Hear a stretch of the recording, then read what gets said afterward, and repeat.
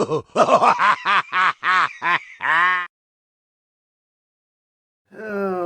I was not planning on doing another one of these today.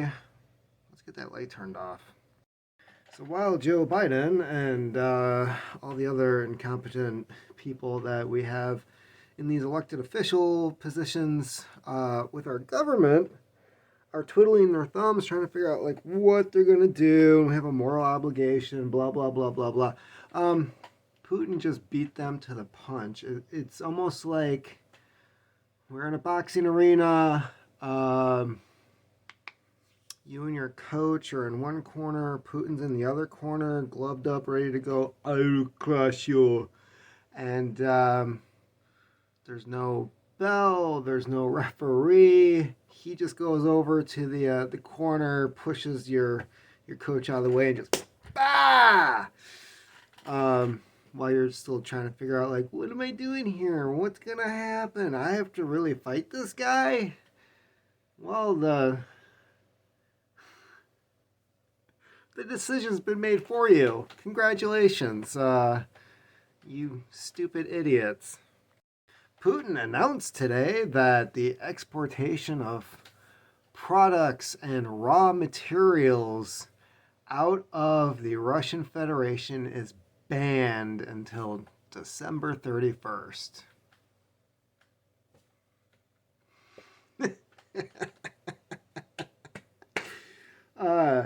He just completely shut down the European Union. I topped off my gas tank. I only put 3 gallons in, and it cost me over $15, and that was at $4.25. I am really curious as to what it's going to look like when I go to work tonight. Because, yeah, this is going to be interesting. Oh, so on that news, I am glad that I made the trip that I made today. Topped off my gas tank, went to the local Family Dollar because I didn't really want to drive all the way into the city. Just to see if there was anything in particular while roaming the aisles where I was like, I should probably pick that up. I should probably get some of that. Earlier in a video, I was talking about sanitation, and they had 2 full carts of clearance. Let's see here, body wash, bars of soap. That was pretty much it. But you're talking like a 3-bar package of soap for 50 cents. And that's pretty cheap. They also had the big bottles of body wash for 50 cents. Not the best stuff, it says in there like it has baking soda or helps eliminate odors. It's not the run-of-the-mill makes you smell like lavender and strawberries. Nothing like that. Just very simple. I believe I got 6 or 7 bottles of the body wash and any bars of soap. I mean, we're talking like Irish Spring, some cocoa butter stuff. And then there's like the very, very generic, like good old fashioned just soap. The cornerstone of our civilization, soap. So I picked that up. There's a few other things I got. I even found a bottle of iodine. Granted, it's not the potassium iodine tablets, but I'm like, I'm waiting for these tablets that I ordered to come in the mail. The rate that things are going, I don't really want to wait 7-8 days for this thing to appear on my doorstep. So I bought the bottle of iodine because according to Dr. Bones, who was courteous enough to be on a Canadian Prepper video yesterday, you might want to check that out. It's not as good, but you don't need the tablets. If you just rub some actual liquid iodine on on your arm, like in the elbow region. Um, you can absorb enough iodine to provide you protection. Um, Seems to either be just as effective or gives you enough protection to where, you don't have to worry about growing like another freaking head out of your neck or anything like that. So that's something to look forward to. Plus, with the liquid form, I can also use it to sanitize water and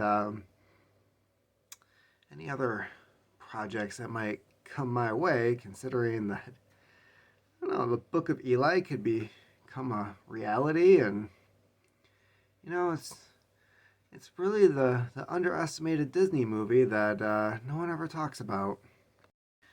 So the other things I bought, Q-tips, after all, you have to have something to rub the iodine on with. Triple antibiotic ointment, paper tape, band-aids. I believe I also got hydrogen peroxide. That can come in handy. You just never know.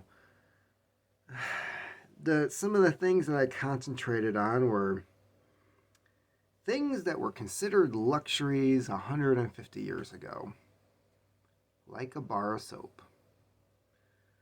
Soap was fairly expensive. Even bathing wasn't all that common.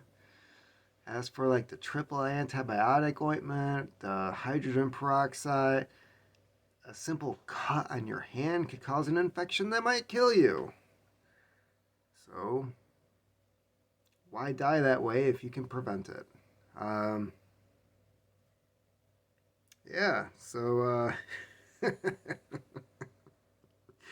I don't know how I didn't see that one coming. Putin just freaking beat us to the punch. At this point, I kind of feel like the comedian in The Watchmen, all along he knew what was going on. Of course, that's why he also ended up dying.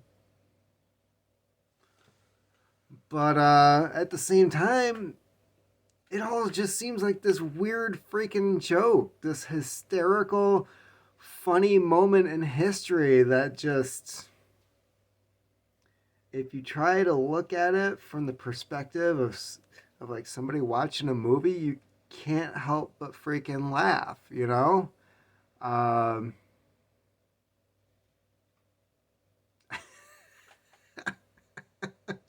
I laughed when Joe Biden was elected. How do you like that one? So, yeah, Russia is no longer exporting anything. Nothing. They're they're done. They're like, we will keep our natural gas to ourselves while we work in salt mines in Siberia. Fun. People gave Trump a lot of crap when he said that Vladimir Putin is a very smart guy. He's a genius in a lot of ways. I can't remember if he actually said genius, but I mean, he did compliment him, which, if you're going up against a certain opponent, it'd be like if some guy thought, well, Mike Tyson, he's a shitty boxer, he's got no credibility, blah, blah, blah. Having said that, after Tyson's like first 15 fights, it would clearly show you are not prepared to be in the ring with him. Trump saying that, Putin's a smart guy and he shouldn't be underestimated or whatever the actual comment was, something to that regard, goes to show that Trump actually knew something about Putin and that he should be taken seriously when the time comes. He got a lot of crap for that. And I feel like the people that we have in charge now completely underestimate somebody who has been in power for 20 years, who was a KGB operative, who's a black belt in judo, has been able to hold the reins on his country for over 2 decades. And for some reason, they thought coming in that they were smarter than him. And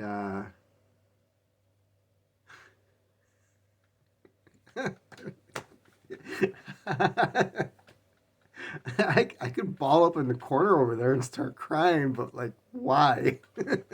What good is that gonna do?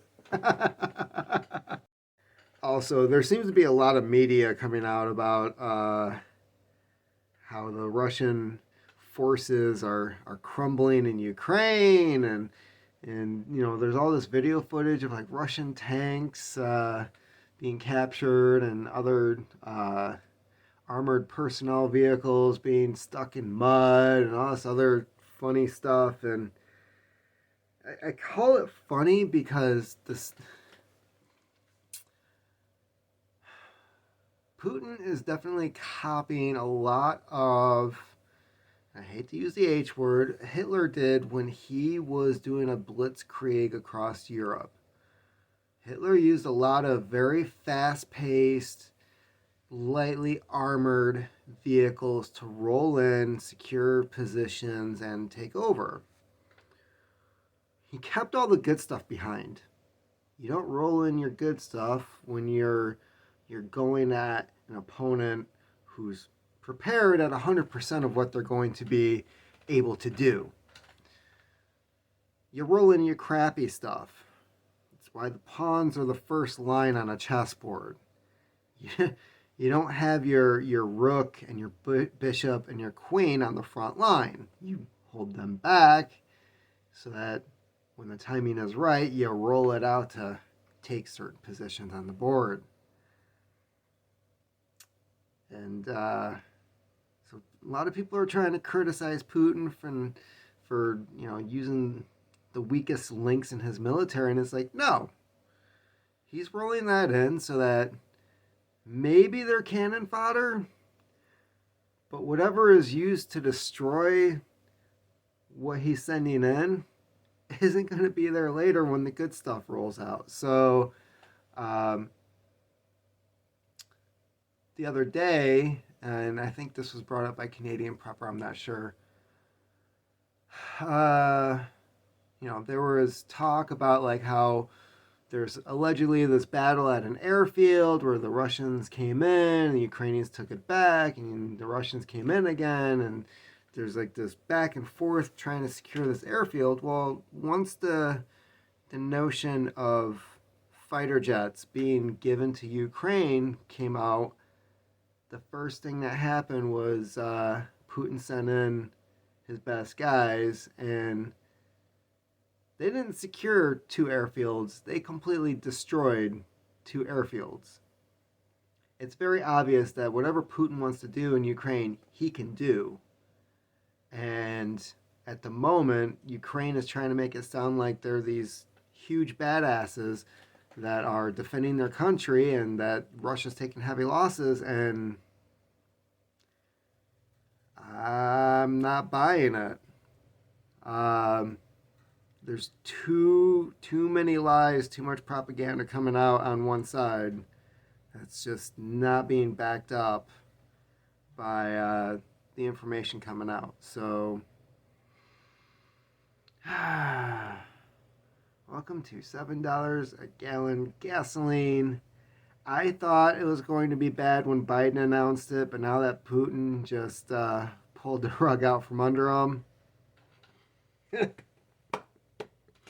Because here's the thing. If Biden says we're no longer buying Russian gas, that means that we have the option of going back into the market and tapping into it at some point to relieve the pressure, to lower the gas prices.